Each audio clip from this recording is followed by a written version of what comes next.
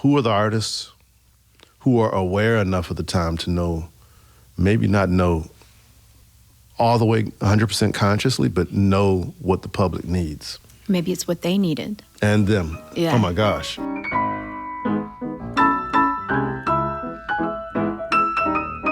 Hey, I'm Norah Jones, and today I'm playing along with Jason Moran. I'm just playing along with you. I'm just playing along with you. Hi, I'm Norah. This is Sarah. Hello, hello. Welcome to the show. Welcome to our show. Today we have the acclaimed pianist, composer, and innovator at the forefront of contemporary jazz, Jason Moran. Also a fellow Texan. He is a MacArthur Genius Grant recipient, and he has multiple award-winning albums. He's great, and I love him. I've known him a long time. He's such a great musician, and another brilliant piano player. Played my piano. I didn't mean I was the other brilliant one. I meant like another guest who's a brilliant piano player. Played my piano. This episode is really packed with a lot of incredible music. It's just like completely seamless between the music and the talking, I feel like. Oh, there's a lot of music in this one. A lot, yeah. And, you talk about your shared Texas roots. He feels like family for many reasons to me. Partly the Texas thing, and then also the Blue Note Records thing, because he was on, we've been on the same label.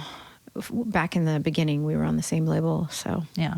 Had a little parallel moment. Familial. Mm-hmm. I hope you enjoy the episode with Jason Moran. Alicia and I were playing in the church for this festival, Molda Festival. It's like way up north.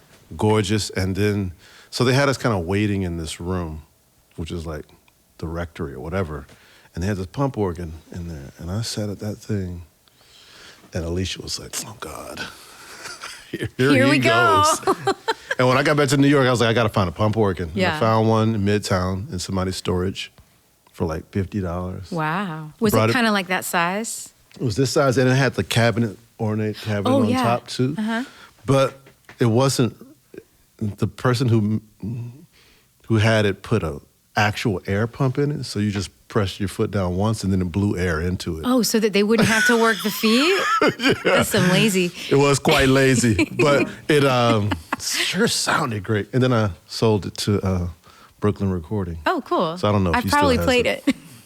I don't think so. I think he probably was like, man, what the fuck is this shit? What the fuck? Because the pump, the air pump was pretty loud. Oh, so it kind of went against the whole point. Kind of. How much did you use it before you sold it? Oh, I used it a lot in the house. Oh, you did? And my kids would get all scary and like play weird stuff. It was great.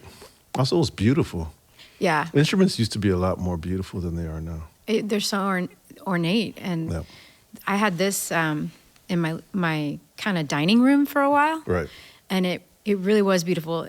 It would get played every once in a while, but mostly it was furniture. It looked pretty. Yeah. Yeah. Yeah, I put art on it. I don't know, like instruments have like lives and they're like made of wood that come from trees and then people sit at them and unlock stuff. And I feel like that's part of our job. It's the fun part. Yeah. I don't know if it's fun sometimes. It's fun. As you can tell on my Friday, I had therapy this morning too. My shit's a little bit all over the place. That's I can tell you that right perfect. now. I can say that now. That's great. Well, it's not fun if you can't unlock it. But don't you feel like you usually can? If I'm with the right people, yes. Yeah. And I don't know. So I think when we first started making music, we were, at least for me, I was just trying to make music. Mm-hmm. I wasn't even sure what it was for. You know what I mean? Yeah. Like you're young, so you're like, oh, is that the right E7? Yeah. Does it matter? Am I going to A minor or am I going to D7? Oh my God, okay, wow, how will I get there? And those small decisions. And then I think over time, learning that those decisions meant something maybe about life that no one taught me, like when they were teaching me harmony. Yeah. And then I was like, oh shit, okay, this means a little bit more than just playing the right chord. Yeah. You know this. what's the best part. Yeah. Yeah. Forgetting what the right chord is and then moving on to what it means sort of inside you. Yeah. And finding that. And finding it and listening to it change and making sure that you don't mind the changes. Exactly. I think that's my place where I am now. Yeah. Making sure that I don't mind the changes that are happening. And I don't mean like changes in music. I just mean in myself. Yeah. That's all. Well, this is perfect. You're the perfect guest for this podcast. And I'm glad you have a furry friend next to me that's I thought you might like that. Can I gush for a second? Sorry, can I do that for a second? Sure. Because on the way here, I don't know, years ago when Alicia and I had twins. Raising kids in New York is like real hard. Especially difficult. with twins. Twins is difficult. And Sunrise may have just been out. Ah, okay.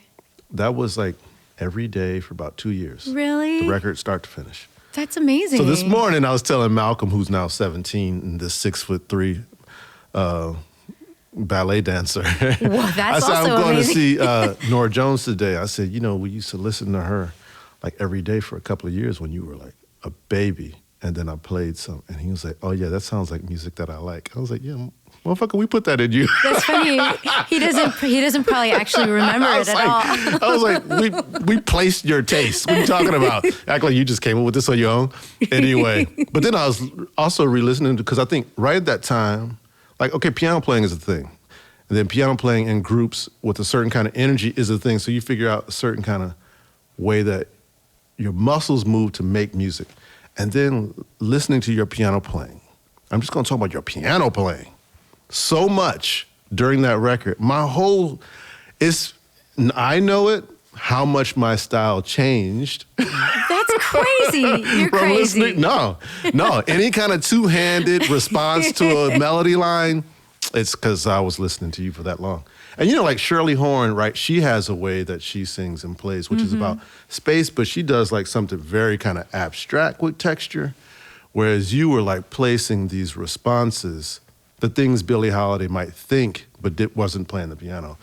And I was like, oh, okay.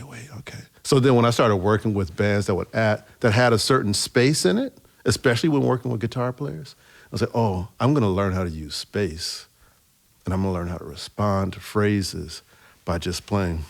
You know what I'm saying? Yeah. Come on. Yeah. Daisy like, oh man, Jason, that's nice. I was like, well, that's really Norah Jones. That's hilarious. Well, you're gonna make me cry, first of all. I want to make sure that's said. That's really if no one sweet. really talks about your piano playing, I'm gonna talk about your piano playing. Aww. Because the feel you have, but the space you make around the voice, and then the way you respond. And then the solos too. All that, man, like, so that record was like, just like, when you listen to something for a while, it has a way of like, kind of like showing up as a reference point. Yeah. And for me, a high watermark reference point. That's so great. Thank you. I want to make sure I say that on record now that I'm sitting at your I really instrument. appreciate that. You're so sweet. I think that record, I love that record, but I think it was a little all over the place. And because I was kind of finding my way for the second record. Yeah. And some of it I love, and some of it I kind of forgot about because I don't play those songs much anymore. And we did a lot of songs by the band, which was really fun. Like my band at the time, everybody had a song on the record, so it was sort of collaborative. Yeah. But about that octave stuff, Tell me. the 2-octave, Yeah. that's that thing I do a lot. Yeah. I totally ripped that from Oscar Peterson, All except right. not as fast, Nice, by the all way, right. obviously. See, speed. Yeah, and Jobim. Oh, All that yes. Brazilian stuff. Oh yeah, gling, ling, ling, Yeah. ling. I hear that. Okay, yeah. That's very So, true. yeah, I that's like kind that. of where I got it. Nah, it works though. I mean, like, I think probably the beautiful part about music leaving its own space is it finds a way to kind of like be planted in another garden and like grow a little bit differently. Totally. And you almost redistribute the stuff that seemed to work in like, say, a straight ahead jazz context like Oscar Peterson.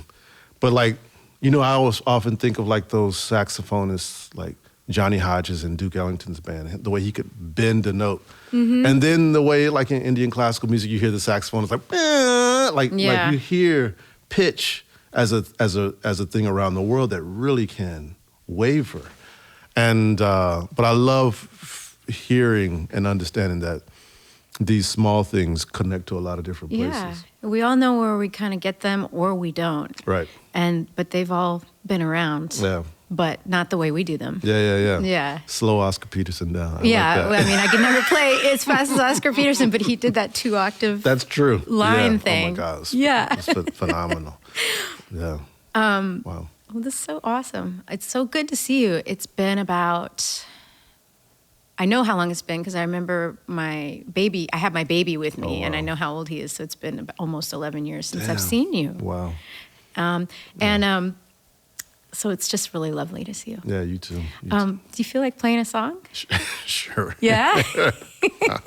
I'll try, yeah. Yeah? All right, well, like what? Am I going to play a song or we playing a song? Well, I don't know. I really like that Curtis song you suggested. Oh, my God, yeah. The Curtis Mayfield song. Yeah. I was thinking that would be fun to try. Yeah. What do you think? Yeah, sure. Let's try The Makings of You. I think the other day I was listening to Move On Up, really. And it sent me to the piano like, let me just try to get that strumming that's in that song. And also I needed that song that day. Yeah. And then it led to Makings of You. And I was like, wait a minute, do I not know how to play Makings of You on the piano? I mean, it's and then I was so like, wait good. a minute, Jason, come on, go back to school right quick and sit down for a while. Is that what was happening? Because I asked you if you could think of a cover we could do together. And you're like, well, I've been inside this song all day. I took the beat from the beat from Move On Up. There's like this drum break, an extended version, and I slowed it way down, and I just put it on, and like for an hour, I just played,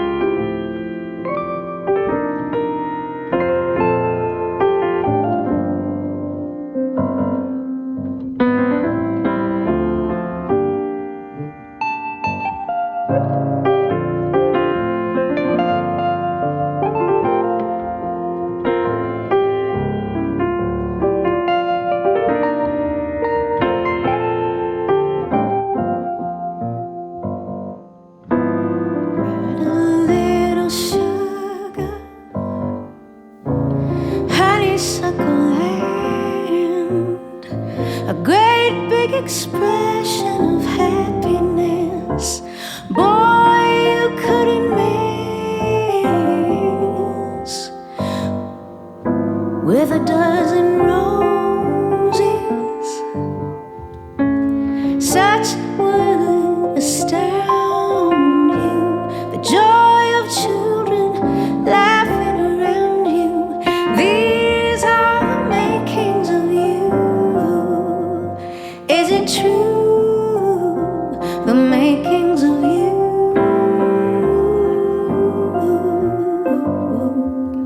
The righteous way to go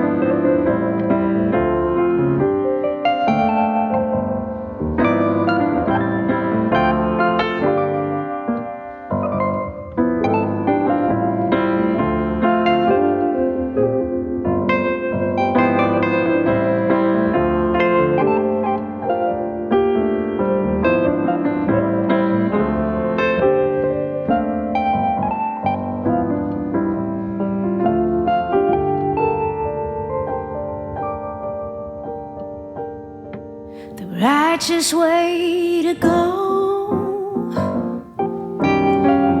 little one would know or believe if I told them so. You're second to none, the love of all mankind should reflect some sign of these words I've tried to decide. They are close but not quite, almost impossible to do, reciting the makings of you.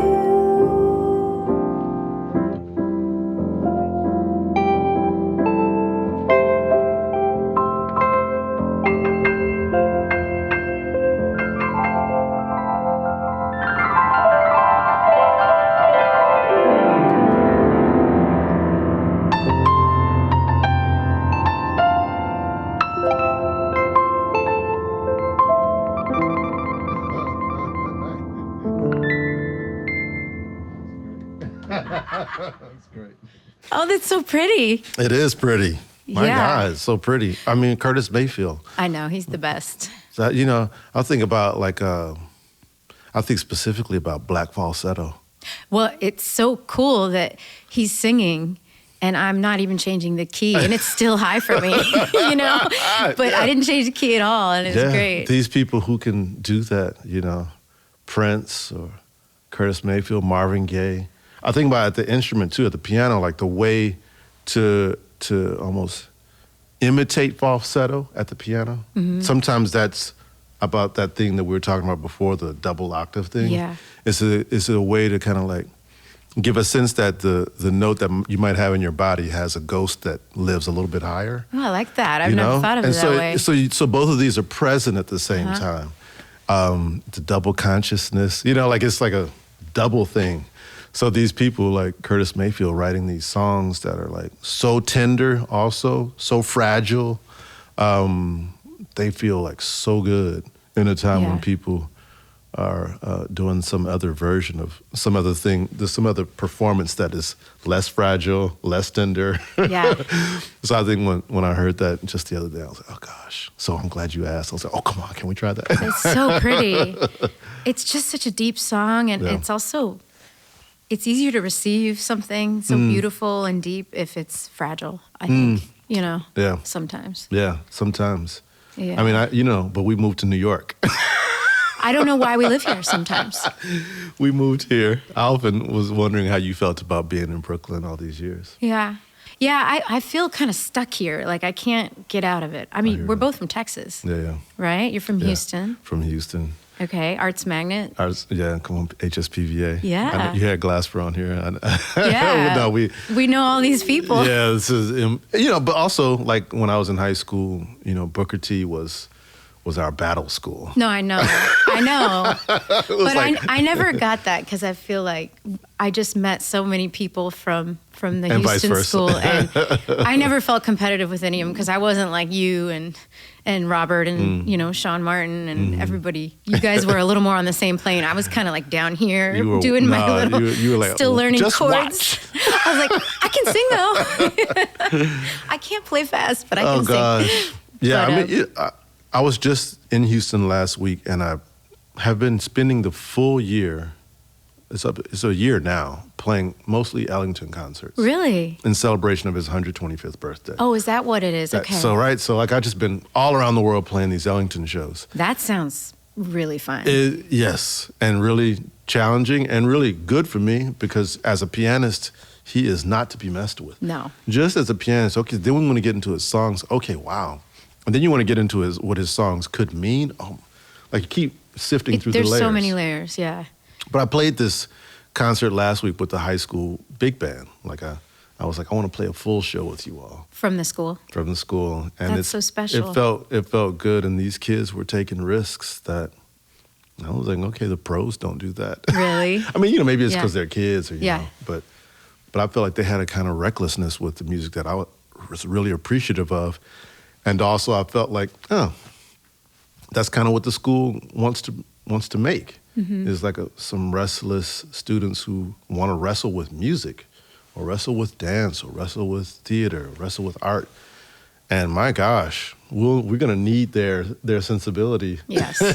Yeah. So I look forward to these kids kind of coming out onto the scene in the next 10 years, because they'll have some solution points that I think our generation just wasn't. They're just another crew. Yeah. They have a phone, first of all. They have a whole other level of knowledge, Yeah. also of stuff that's out there that we didn't completely have. Yeah, I was going to say that kids are like a song you have to keep playing. Yes. That's good. Yeah. And then they're going to, One day they'll play themselves. They're right. And they'll know how to sing it, and that's what I'm kind of watching, the 17-year-olds. Look, they kind of know their song. Which already. Okay, great. Okay. They're like grown, basically. A little bit. Is this their last year in school? They have another year. Oh, okay, cool. So you're not quite there. Yeah. Wow. I can't imagine. It's going to happen in like 5 minutes. Yeah, but, I think when we signed up for this stuff, I didn't know how much my music would change by raising people. Interesting. I was like so thankful. Yeah. Can you say more? Can you like put that into an example, Sure. or is it clear? I mean, maybe this is a perfect segue, but very clear. I started doing the Fats Waller show because I needed a place for my kids to act a fool, run up on stage, run around, yell in the audience, because I was meant to be making a party, not a concert. The Fats Waller show was always a party. I wore a paper mache mask of Fats Waller. You played the part more. Yeah. Yeah. Like, no, this is supposed to be fun. He's fun. Yes. In a dark time. And the kids should feel like this is theirs. Like they're part of it. So they would be part of the show. If they were there, yeah, they could run around and do anything, because it was supposed to be a dance party.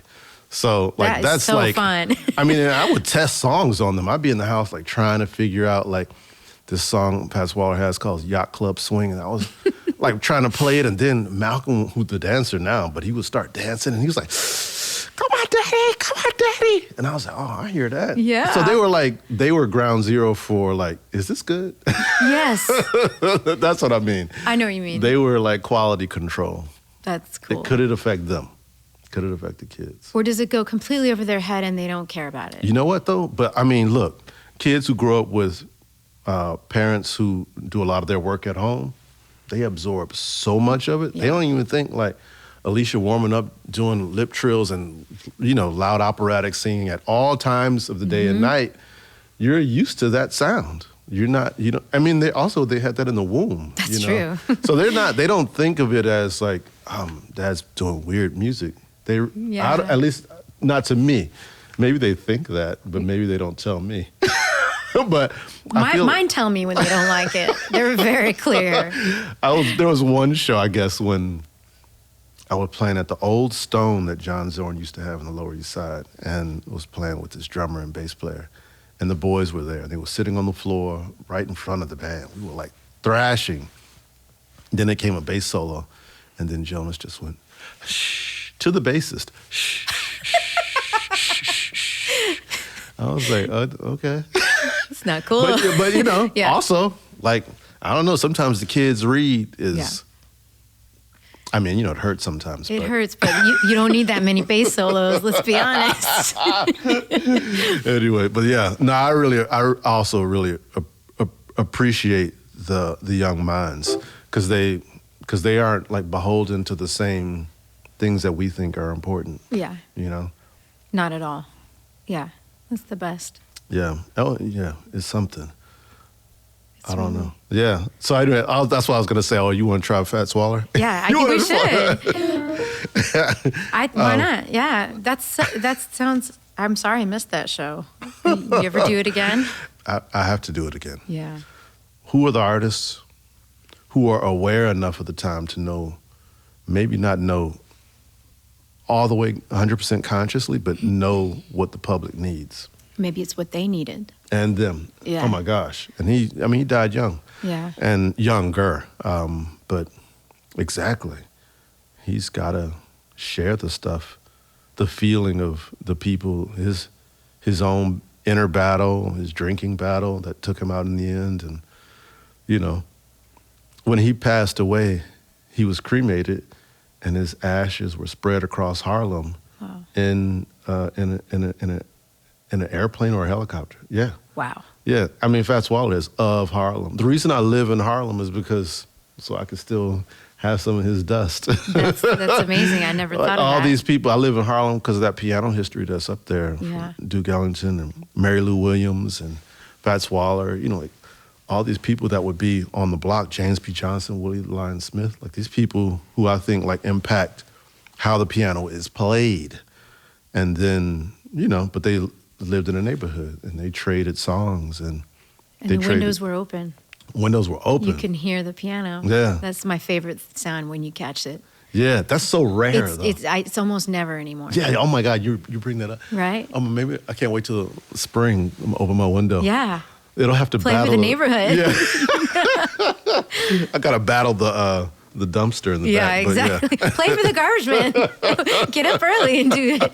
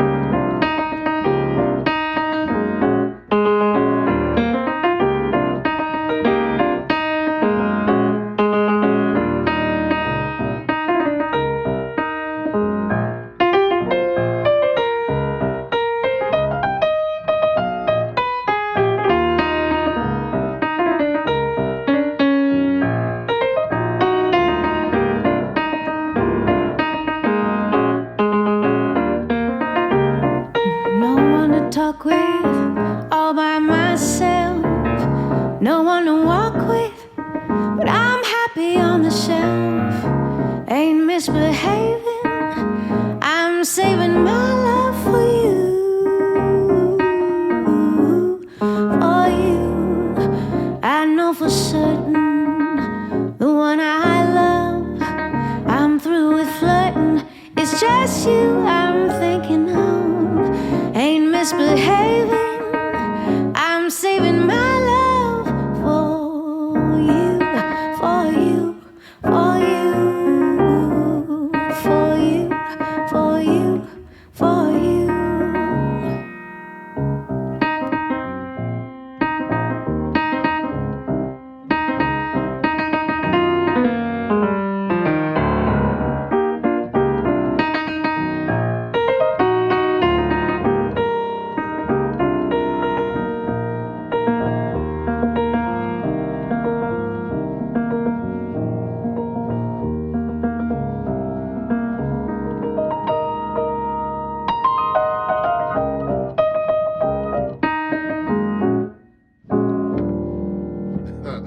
Sorry, I came in singing.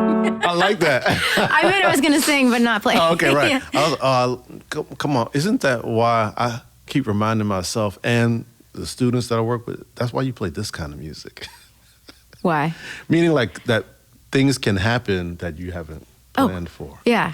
You I know knew what if I I'm came in it would be cool. Right. I knew you weren't expecting it, but that if I did, it would be okay. That's right. Yeah. I mean, look, there's other music you can play where the map is there for you. Yes. But I think we chose music that like lives a little bit more. People like to say organic, but it sounds cheesy. it's like, what was organic before they started saying that word? Exactly. You know what I mean? Like, everything was organic. But it does like just live though. Yeah. I wanted you to play the stride too some more. All right. It sounds so good. I mean, like that stride You're stuff. good at it. It's It's the hard. thing I came to New York for. Really? Because I felt like I came to New York to study with Jackie Bayard at Manhattan School of Music. Okay. It was really clear. Did you come at 18, like right after school? Right after school. Okay. Thank God I had a scholarship. Thank God my parents were like, sure. And did you live in the dorm or what? I lived in a dorm. And were you just like, this is crazy, or you just go and see so much No, music that you were all excited? those things. Yeah. You're in New York City where the music lives on the street. And it's the 90s, so like it's also what has become known as the golden age of hip hop. So just the streets Oh, itself yeah. was kind of incredible. And but Jackie Bayard was like, he played with Charles Mingus, he played with Eric Dolphy, he played with Sam Rivers, he plays all this kind of weird history of piano, and he cares about it enough to not stop playing it. That's cool. Meaning like the stuff that went out of style, he Yeah. thought, no, there's something to do with it. And he definitely gave me that, like, here's your mission, don't ever tire of history. That was like his thing. That's a great way to think about it. I mean, it's also challenging because you'll watch your peers, many of them in the field can often turn away from history really easily. Meaning like I'm doing my thing. Yeah. I'm doing my thing. And not think that it's cool or important to acknowledge as much. Yeah. And Jackie wasn't necessarily about that. And I could say all my teachers, Andrew Hill and Muhal Richard Abrams, they really weren't like that. And then I think about the people that one other person we met with a few times was with Marion McPartland. Oh, yeah. You were on Marion's show once or twice? Twice, yeah. And then we did duet concerts together. Oh, as amazing. well. I wanted to talk to you about that. I mean, like Marion McPartland, like here you are doing your show, right? Well, this is a total ripoff of her show. I mean, she was the complete inspiration for this. Yeah. So what a woman, what a pianist, what a thinker, like She was cool. very cool. Yeah, And nothing was off limits when she was at the piano.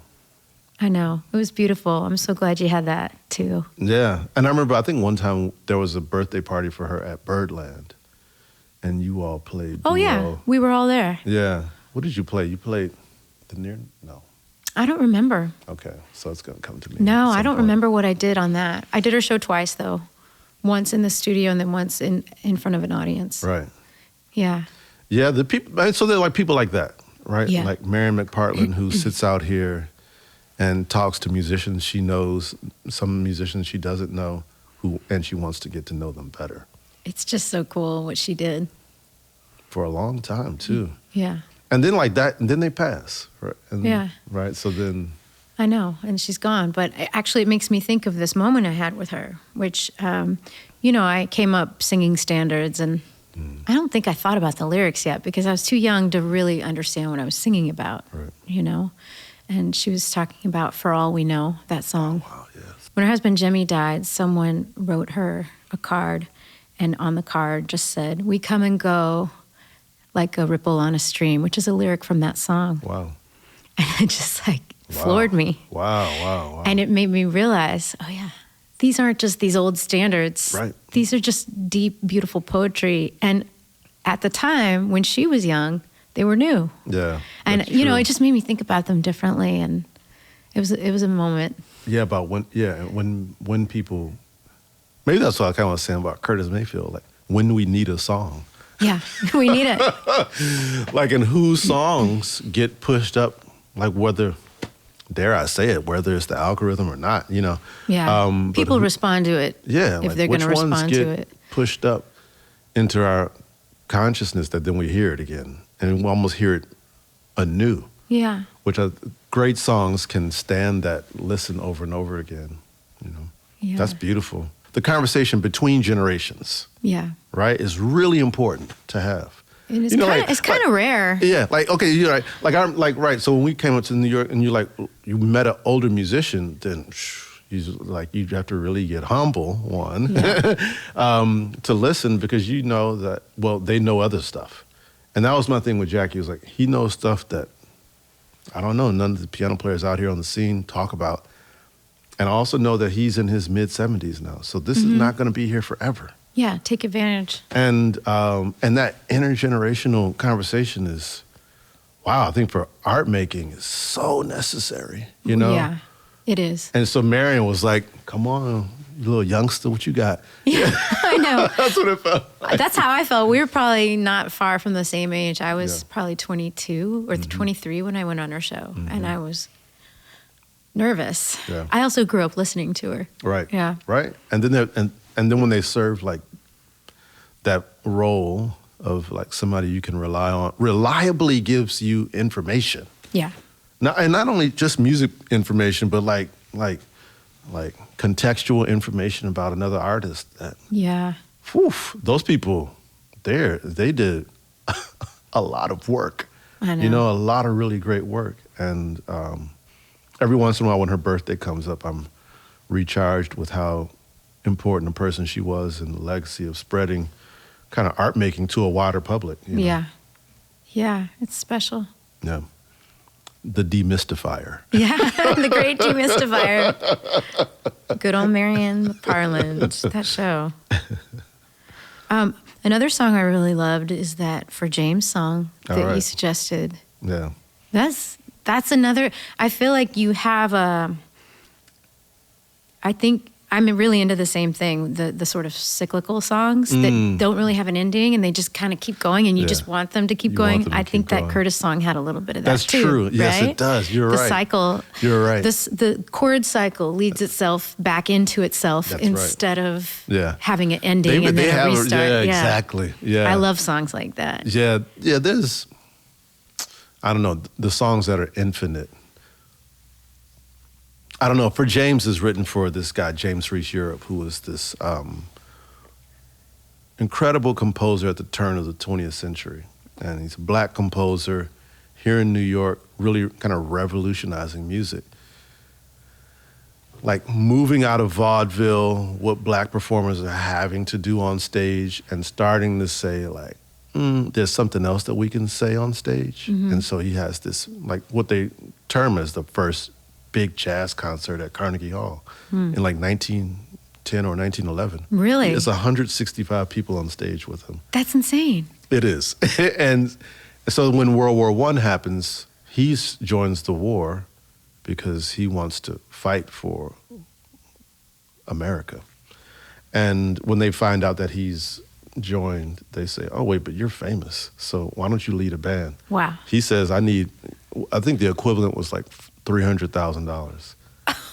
Back then, that's what he was That's like. Because insane. he said, because he was like... Did he overplay it just so he would get a little bit? No, he overplayed it because he said they're going to say no. Yeah. But they said sure. They said yes. The They next didn't day- even talk and him they down. gave him money, and he went, got musicians from Puerto Rico, got musicians from Chicago. He got the best band he could Wow. to put together this band. And they went to Europe, and they fought on the side of the French. That's how segregated the American forces were. So the black soldiers for America fought on the side of the French. It's kind of That wild is story. such a weird story. So I made this piece about him, and we've been traveling for like 7 years. But I hadn't written a song for him. I just kind of played the material he played, and we manipulated, and we have this film that happens with it. But For James is kind of based on a medley he wrote, and sometimes the medleys these artists were putting together were songs that were quite racist. You know, like, and I think the medley is called Plantation Medley. So it's like, come on, you know? But somewhere in the transition material between the two songs, he composed this little like 3-bar thing. And it's like something like that. And then something like that. And I Yeah. just thought, when I heard it, I was just like, You just went.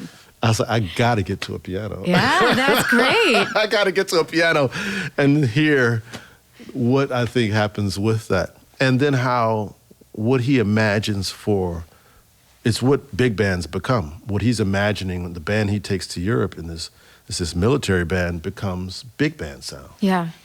And how does he, in all that work he does in the 19-teens, lead up to like an Earth, Wind, and Fire. Yeah. To a Duke Ellington, like all, the way the horns work and all this stuff. And in this song, you have the band in the end comes in. It sounds like more like a second line. Yeah.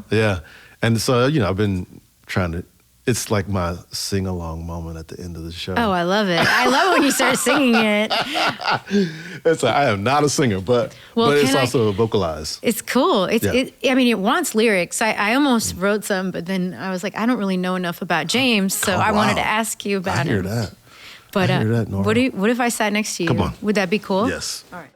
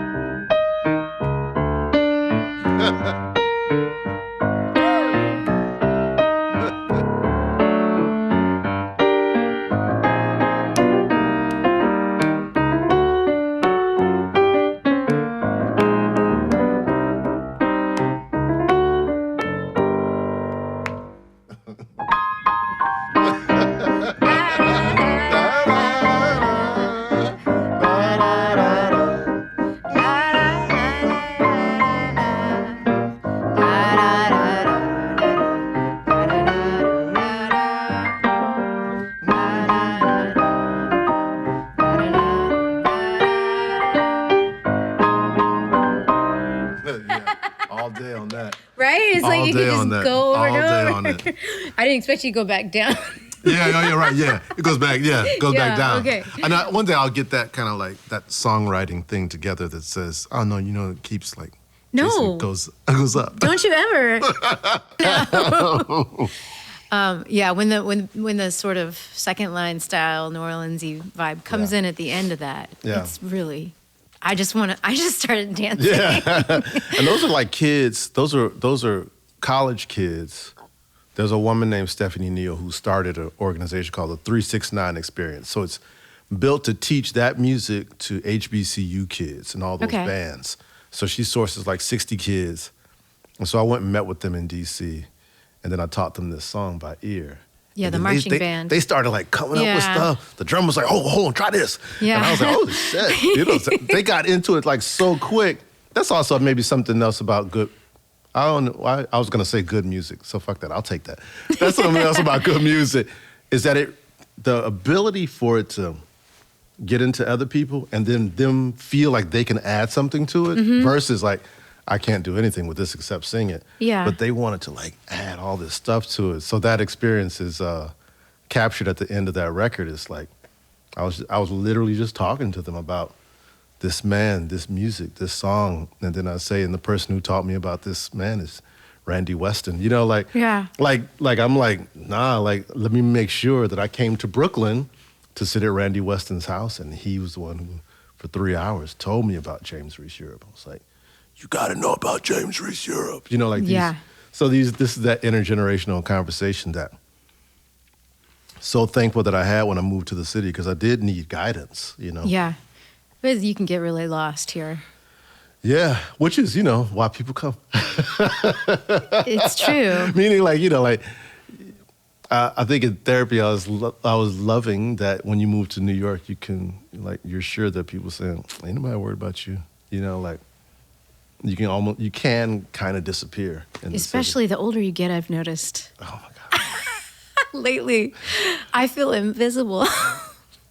It's kind of good. It's kind of nice. It's definitely humbling. It's like, wow, these young people don't give a crap about me.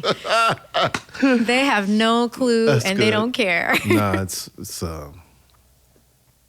I mean, also like when we think about the industry we walked into together in, you know, like what it was in the late 90s versus what it is 25 years later is like a... Totally different.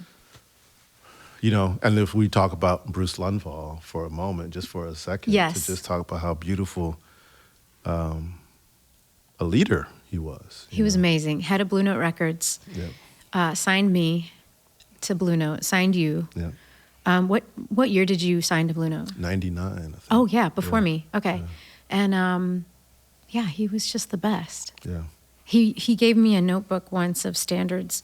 He said, sometimes when I'm on the plane, I just try to think of all the standards I know. And here's it, because I was making some demos for them. This is before they signed me. Oh, wow.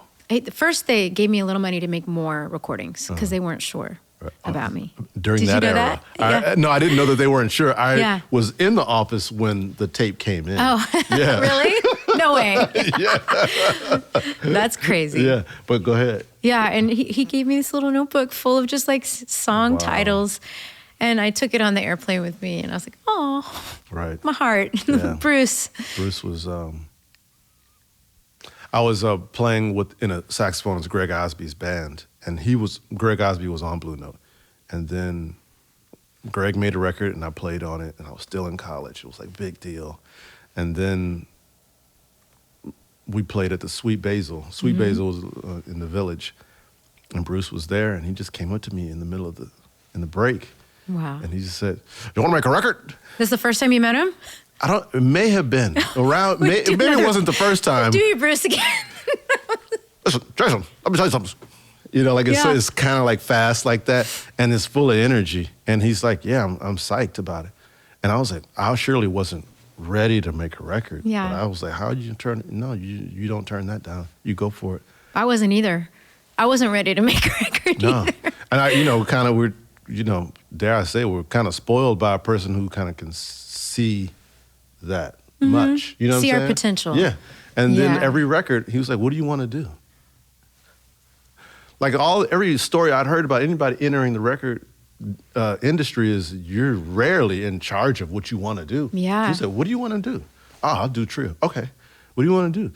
I'll do with Sam Rivers. Oh, okay. Like, he was right. whatever. Yeah. No, you're right.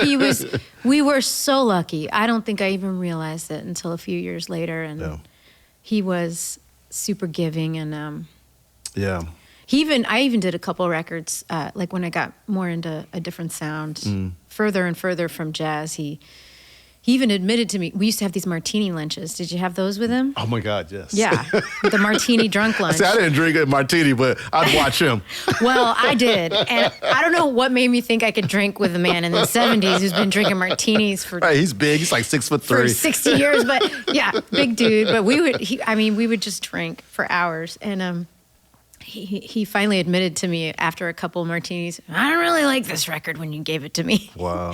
I gotta tell you, I gotta be honest with you. And I loved that. It made me feel good. He's like, but now I kind of get it. Yeah. But he didn't say he loved it, but he understood it more. But he's like, That's so interesting. Isn't that funny? He had to admit to me that when I first turned in the record, he didn't like it. Yeah. But they still let me do it. They didn't say anything. Well, that's... It was The Fall, and then the Little Broken Hearts record is the two records that were very far from what I had done before. I mean, but also, like, you got to let an artist travel. Yeah, exactly. I mean, you know, I just remember, I felt like during that era, I watched artists, like, clearly somebody suggested that they should do a ballads record. Oh, yeah. You know? And I was like, you're the last person I want to hear do a ballads record. That's so funny. Like, you know, like, I just remember thinking, like, why are you all doing that? Why are they doing ballads records?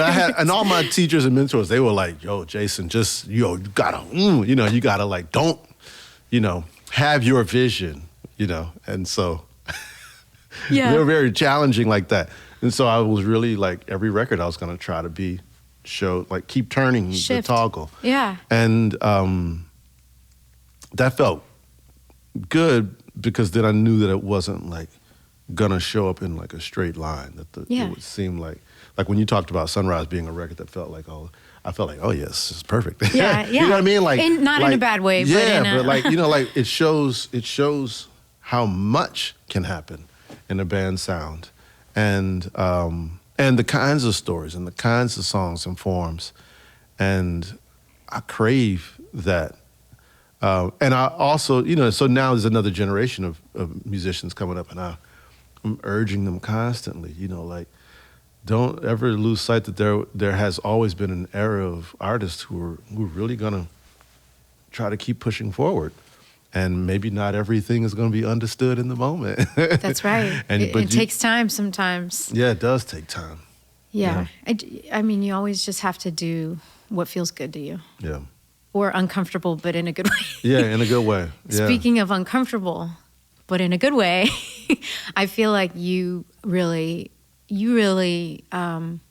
always intimidated me because you're so amazing, and I always felt a little out of place on Blue Note because I wasn't like a jazz. What do you call it? I wasn't nerd. No, you are. I was a jazz nerd. You are a jazz nerd. But I wasn't. I wasn't writing jazz songs, right. And I couldn't play fast, and I felt a little bit like a less than. What's the word I'm trying to think of? I don't know what that word is. But you know what I'm saying. I know what you're talking about, but okay, but I'm gonna let you finish. Well, your yeah. thought. So anyway, you never did anything to me, but I was intimidated by you because I feel like you're on another plane, and it's just such a beautiful thing to watch you make music, and I always felt like just a little kid on the side, Oh my God! Well, that's how. But you got to be.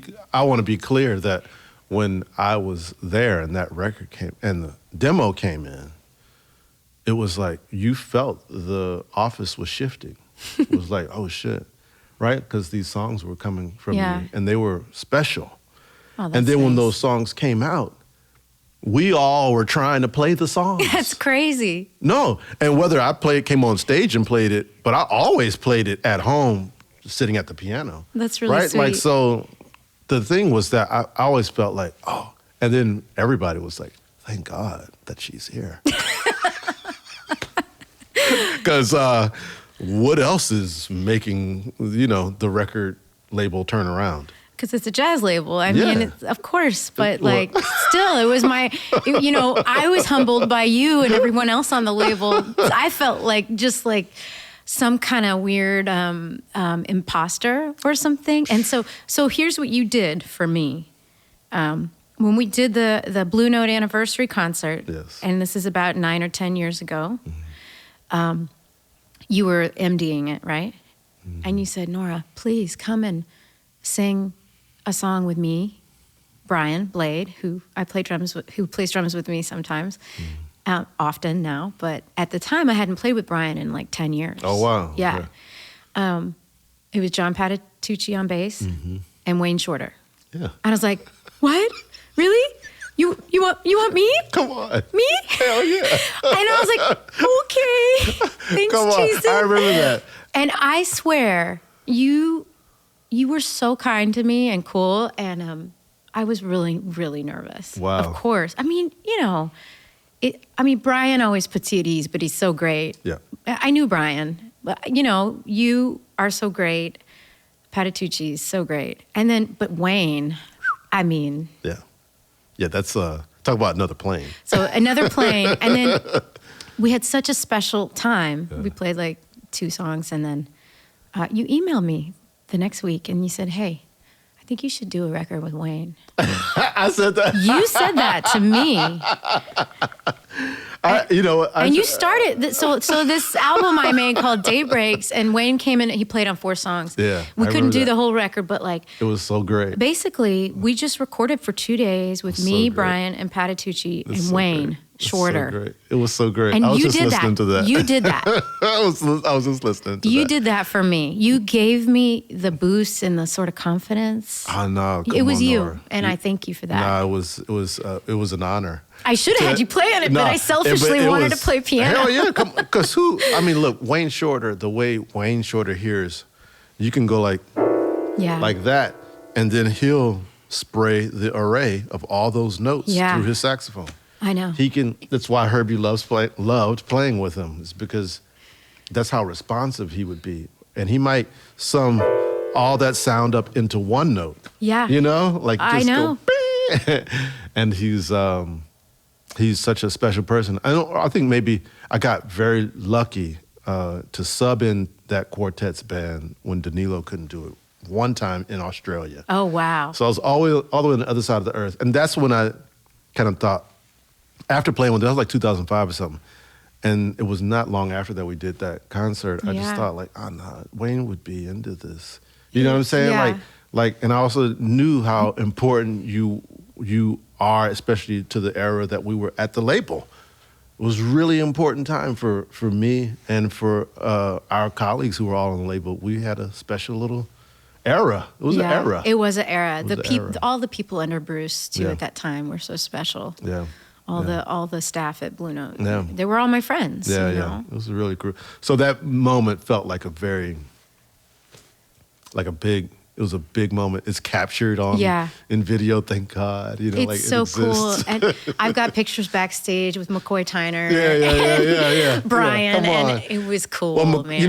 Norah, you a badass piano player. Well, I'm just saying that stuff. I'm saying it again because that stuff needs to be said. Well, I'm not trying to get more out of you about that, but I will say you really, you lifted me up at a time when I wasn't sure where I fit. Even though I had a lot of success, I never completely knew where I fit. And mostly I didn't care, which was good. Right. But you reminded me that I had that part of my history musically and that I could fit there if I tried. Nice. And it was really sweet. It was a special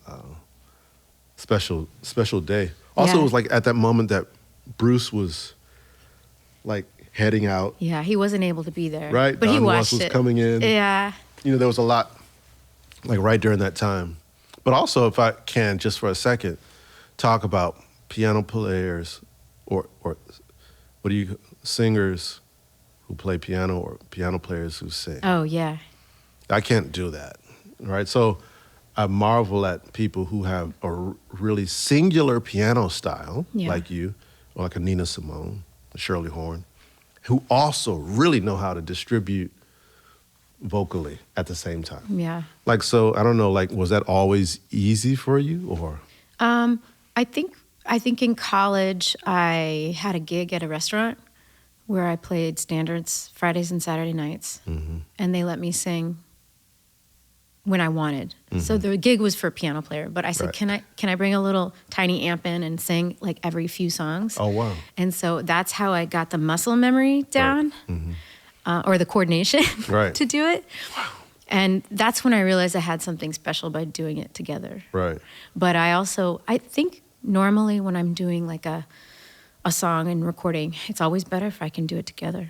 Yeah. Because when I do it separately, I'm good at both enough, but it doesn't have the same interaction or like alchemy as when I do it together. I don't know how you all do it. It's just a different muscle. It is, but I often think about like when I was listening on the way here to you again about how people make space in music.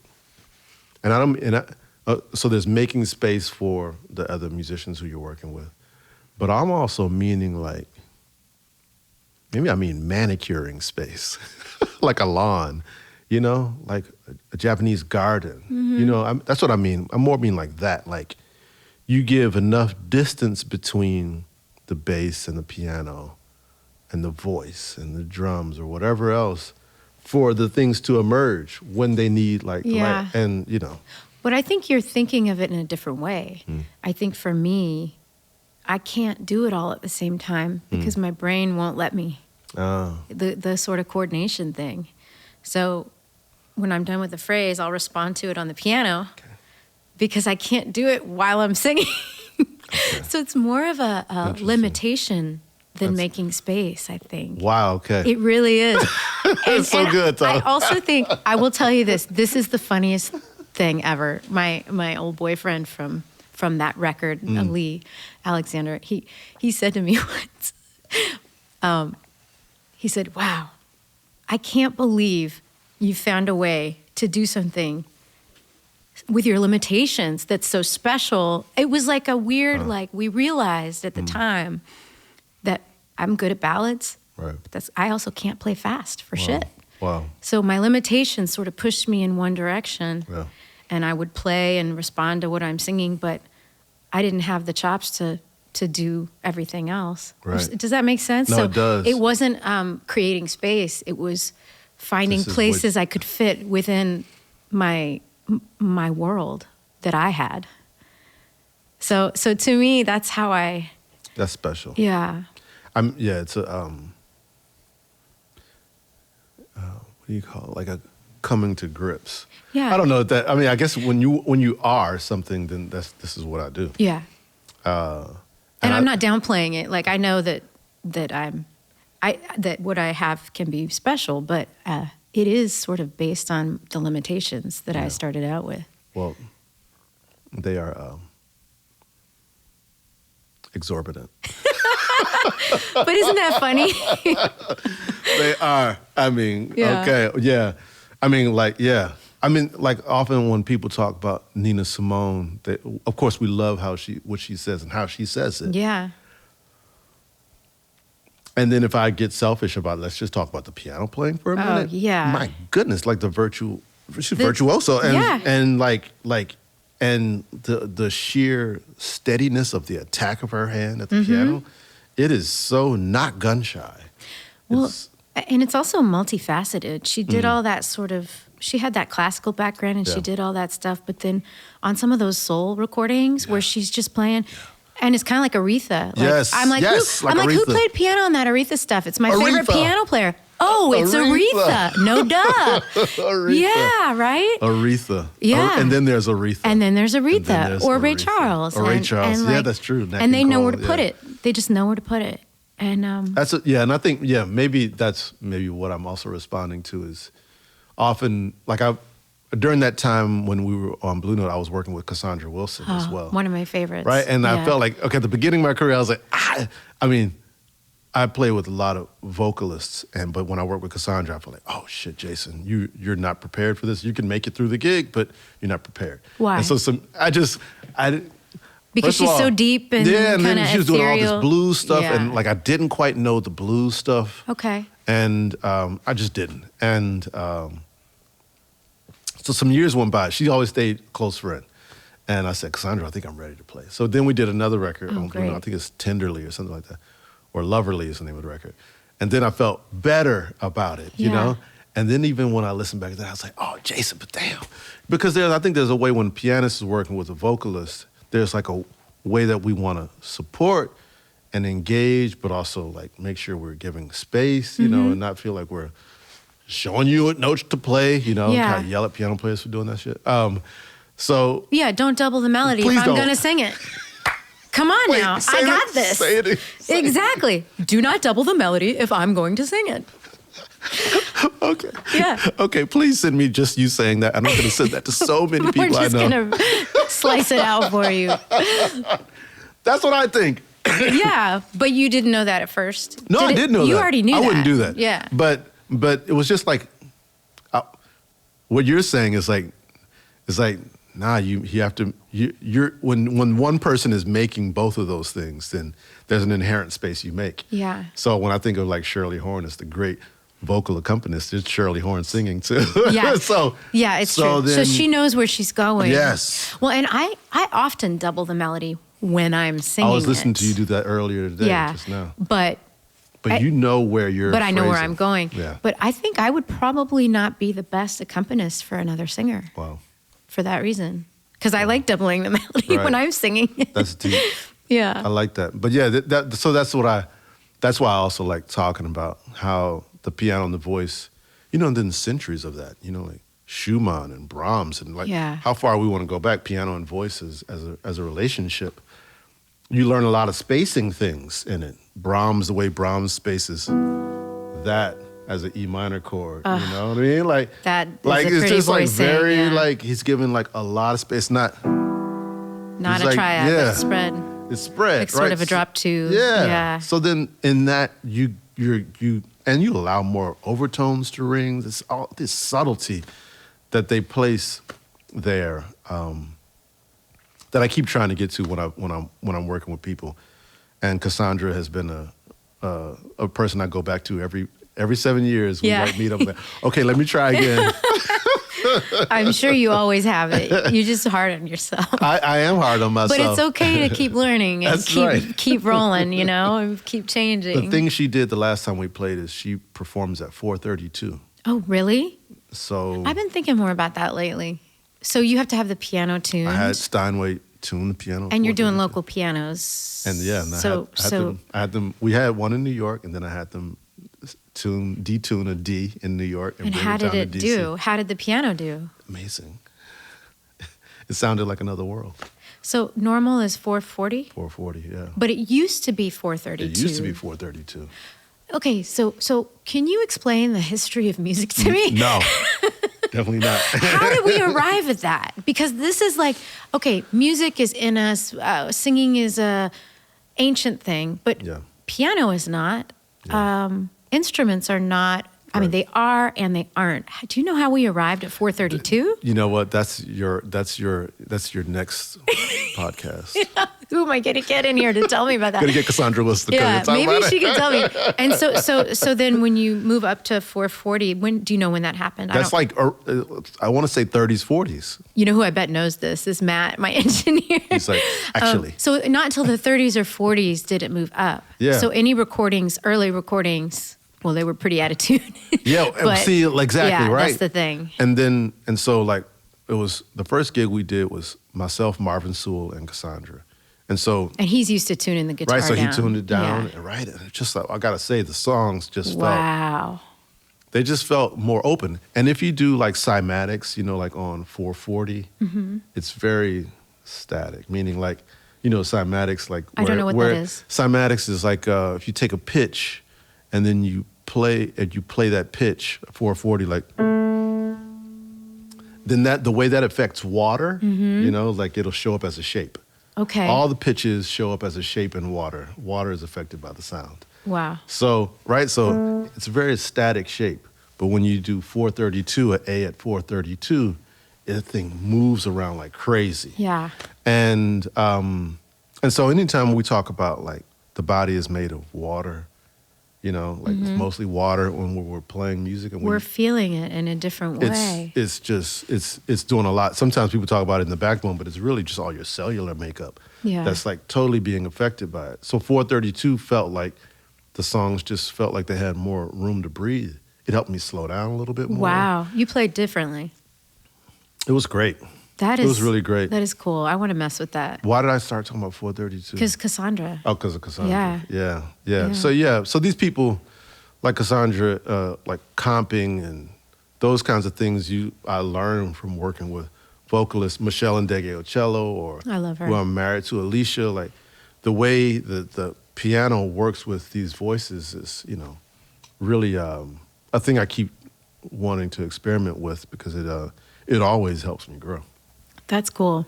I think that whenever I try to sing and something is either slowed down or sped up. Now, I haven't actually tried it with 432 specifically, but I work with someone who likes to speed up and slow down stuff a little bit, and it's always kind of between pitches. Oh, that's nice. It can be, but I find that singing it between pitches is really hard for me. Not because I have perfect pitch or something, but I think just the muscle memory of singing in tune usually. Oh, wow.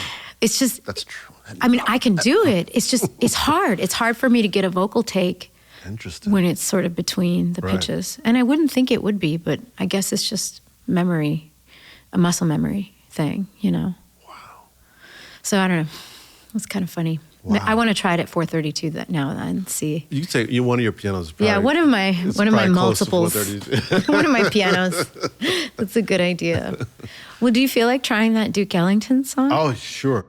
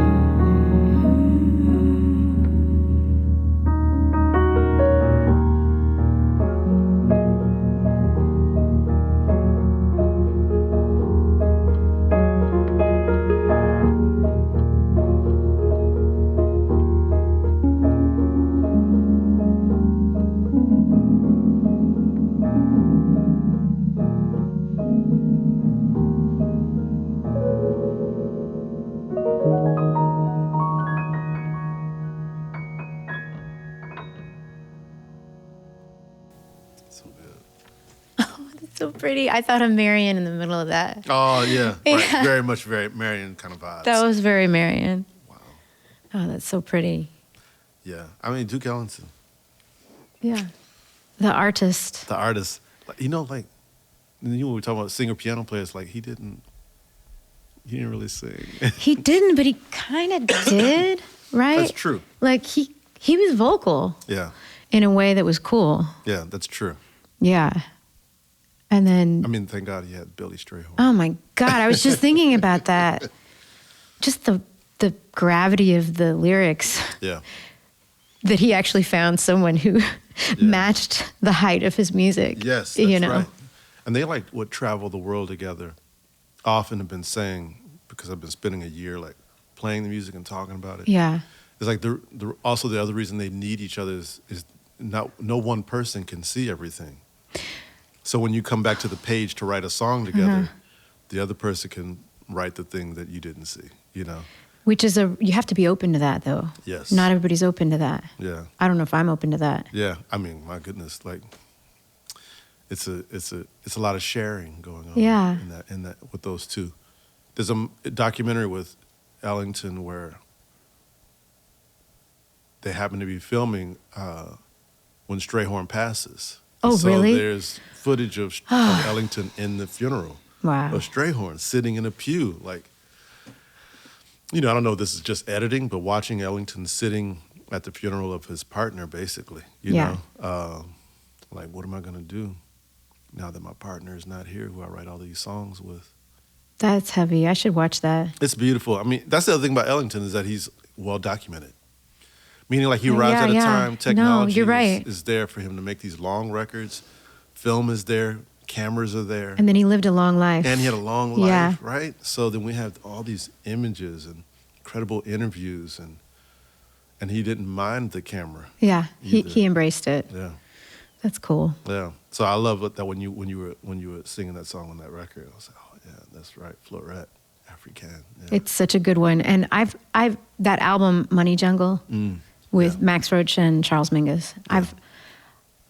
Maybe you know the truth. Is Fluoret African? I heard that was sort of just improvised on the spot, which kind of makes sense if I'm could make listening sense, to yeah, it. yeah. But do you know if there's any truth in that? I mean, I don't know. I'm sure.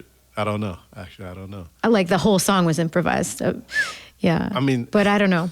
There's only one other piano player who I think gets to that's Herbie Hancock.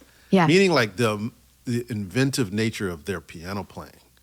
Like what Ellington is playing there, he has a thought of an idea, but how he decorates that melody, It's so pretty. like yeah, it's odd at times, but it's so simple. comforting, it's simple, yeah, And then it gets a little bluesy, yes, but it doesn't Yeah. at all. Yeah. It's like a stew. visits. Yeah. Yeah. I mean, it's like kind of like I recently made my first successful gumbo, which is a big deal. First, Yeah, I've been butchering have you been some. practicing a while? I have been, and they were terrible. But I finally made a good one.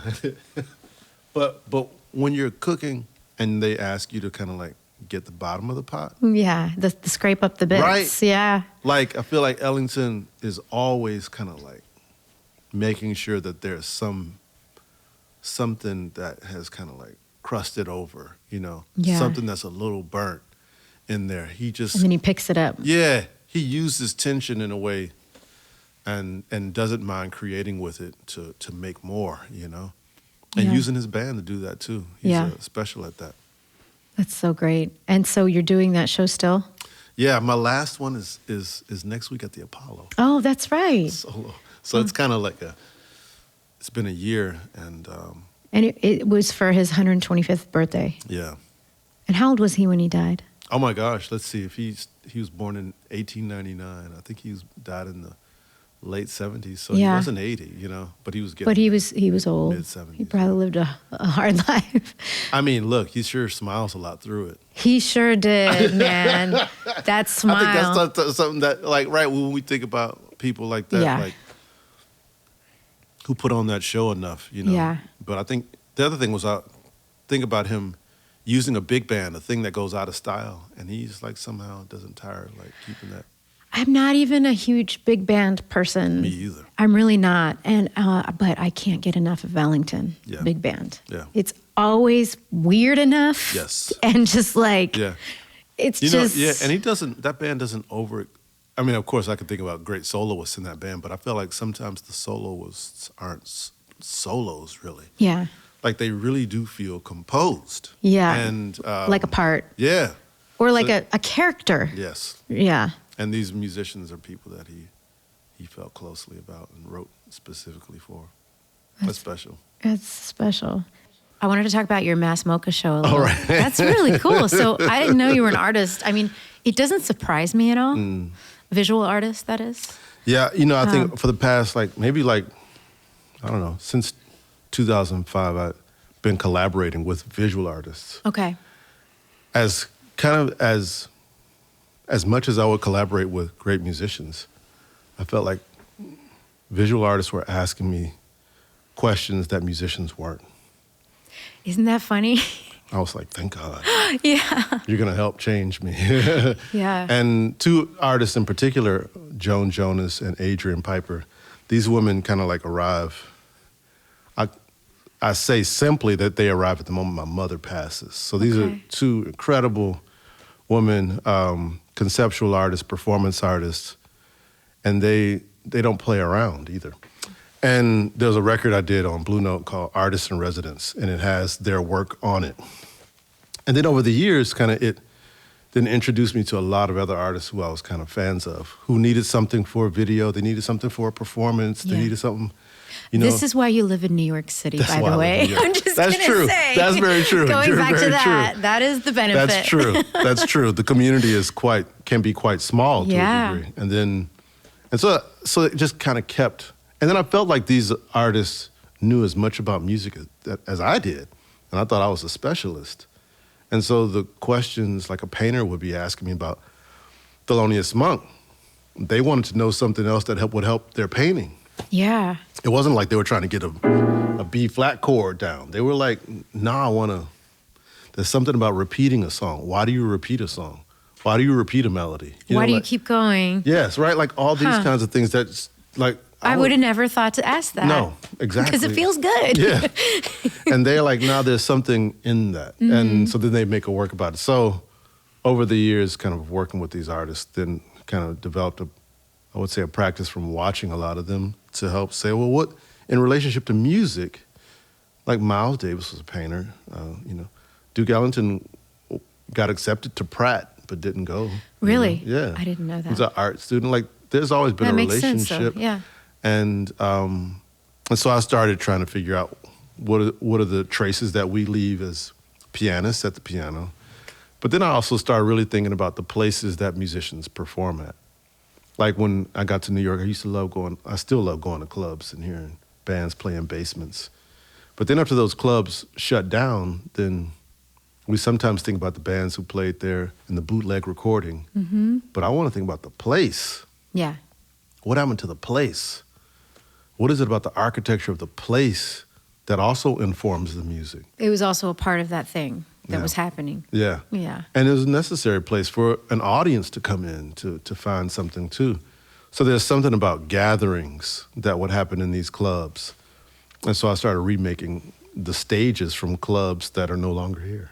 That's so it's cool. It's kind of wild, kind of bizarre. Yeah, I was watching the little video of it. Yeah. And does anybody play? Every once in a while someone shows I was going to up. say, you must do music in the space Every too. once in a while, somebody I know is going through there. I say, you can go on up into it and play. Go play. And in some of the clubs that I've redone, like a Slug Saloon, I would have Archie Shepp come play and Charles Lloyd come play. And those are musicians who played the original, like the real club. Yeah, was it a weird, out-of-body experience for them? I think they thought, like, man, this kid's here. It's just some wild shit. That's so fun. We'll do it with you, But I think of it more of a continued expression because I still feel like it all evolves from the piano for me. Mm-hmm. But I felt that over time, I don't want to be everywhere.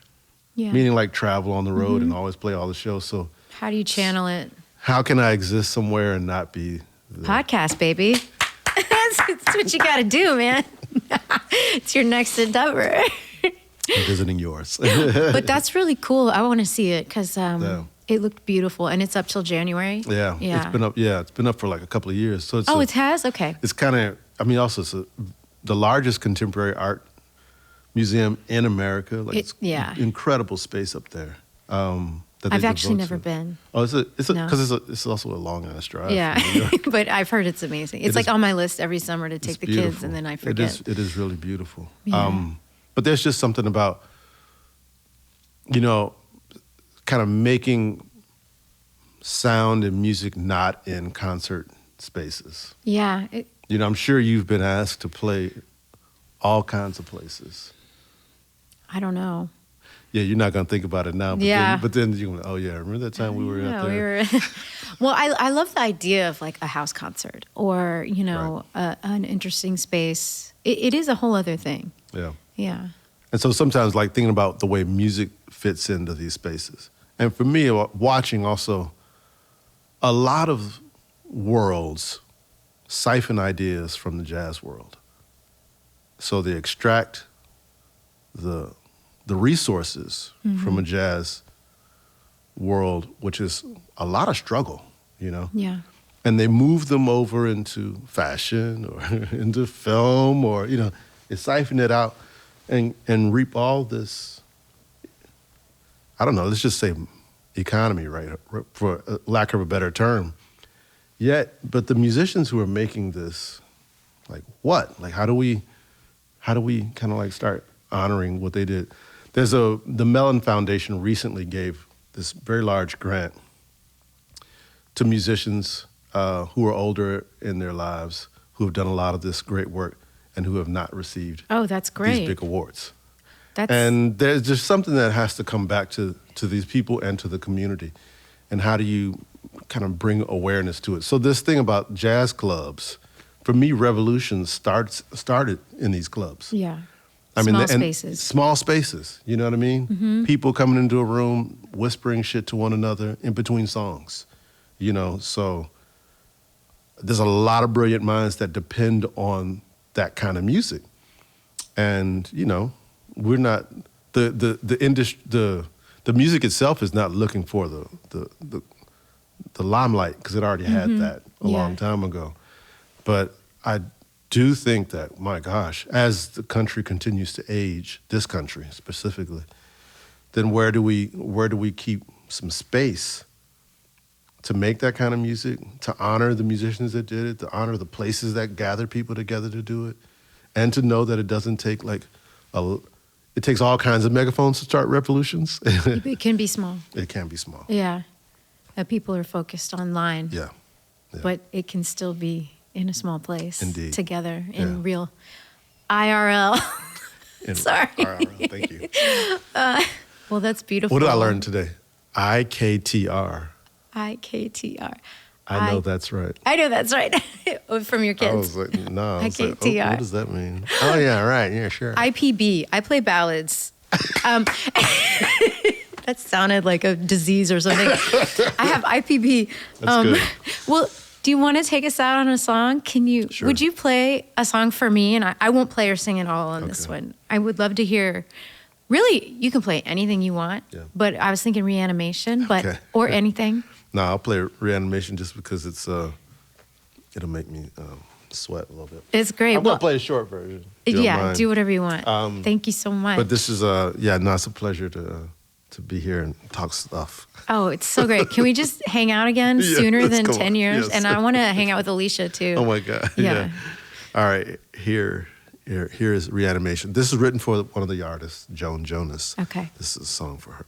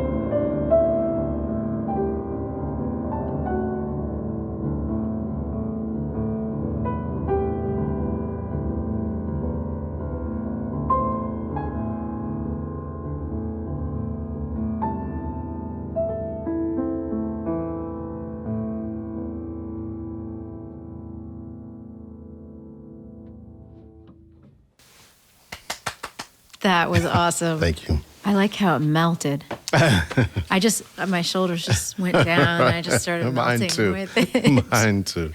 Well, thank you. My friend Pleasure. from Texas. My friend from Texas. Yes. Good to see you, and thank you for Let's do it again making sometime. this space. Let's hang out. Thanks pleasure. for being so awesome and coming to do this with me. Thank you. Yay. Thanks. That was lovely. I love him. Oh, he's so great. He's obviously such a natural.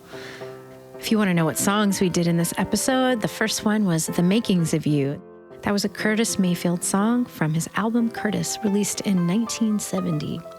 The second song we did was Ain't Misbehavin', of course, music by Fats Waller and Henry Brooks, lyrics by Andy Razoff. Originally, it was from the musical Connie's Hot Chocolates from 1929, but famously it was recorded by Louis Armstrong, Ella Fitzgerald, Sarah Vaughan, Nat King Cole, Frank Sinatra, and many more. The third song we did was For James by Jason Moran from the album titled 10, released in 2010. The fourth song we did was Fluoret Africaine from Duke Ellington's Money Jungle, released in 1963. I also did a version of that song on my album Daybreaks 2016. The fifth song we did was Reanimation by Jason Moran, and the album it was on was Reanimation from 2012. Special thanks to Jason Moran for joining us today, and we'll be back next week with St. Vincent. Norah Jones is Playing Along as a production of iHeart Podcasts. I'm your host, Norah Jones, and this episode was recorded by Matt Marinelli, video by Heckmore Media and Kay Loggins, mixed by Jamie Landry, video editing Kay Loggins, audio post-production and mastering by Greg Tobler, artwork by Eliza Fry, photography by Shervin Linez, produced by Norah Jones and Sarah Oda, executive producers Aaron Wong Kaufman and Jordan Mentog, marketing lead Allison Cantor-Graber. Thanks for joining us. Woo-hoo. Thanks, Jason. Bye.